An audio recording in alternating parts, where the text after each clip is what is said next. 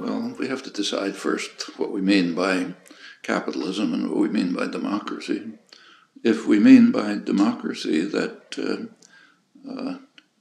citizens have a equal share in participating in determining decisions that affect the society, then capitalism in any form is inconsistent with democracy, because it radically, in most forms, I should say, there is a form of capitalism which could be consistent with democracy. It's the kind that Adam Smith advocated.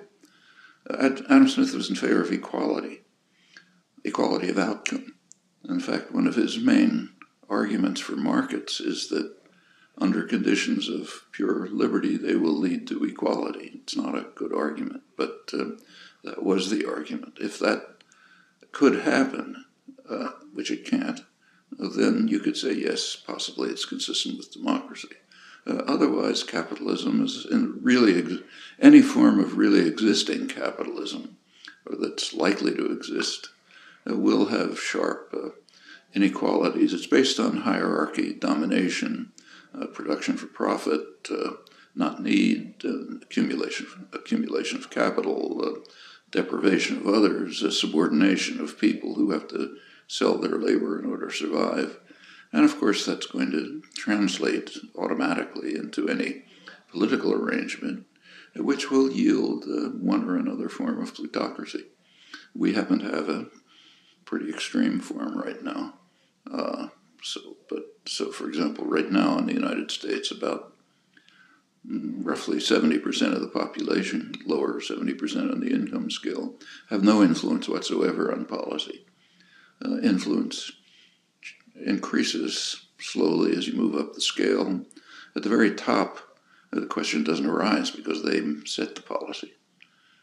So that's it's democracy in the sense you're allowed to push a button every couple of years, but it's a choice between factions of a business party with extremely enormous disparity of influence over policy. You can see that very clearly. You can see it just by, in fact, it's one of the main topics studied in professional political science. You just compare polling results on attitudes with policy. So, for example, just to pick one, for about 40 years now, there have been regular polls asking people what do they think about tax policy. And large majorities are in favor of much higher taxes on the rich and on the corporate system. Policy goes the opposite direction. And the same is true on minimum wage, on national health, just about any topic you look at. There's a huge divergence.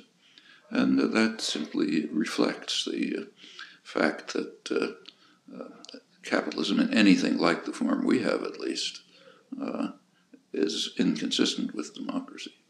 And you can see why virtually any quasi-capitalist arrangement would have similar problems.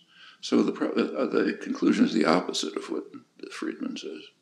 Of course, he must mean something different by democracy. He may mean the right to push a button every 4 years, not to participate in decision-making.